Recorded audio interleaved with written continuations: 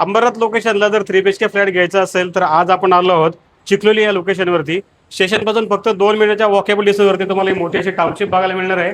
हा अंबरनाथ बदलापूर रोड होता. आपला जो फ्लॅट असणार आहे तो रोडच असणार आहे.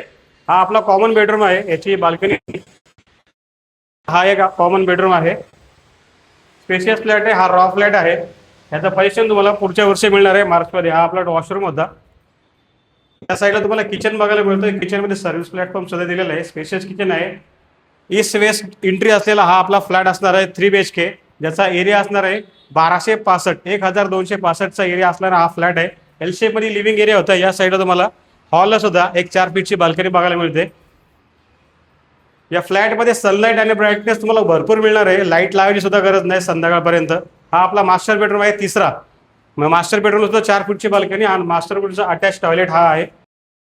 G+12 फ्लोअरची आपली एक टाउनशिप असणार आहे.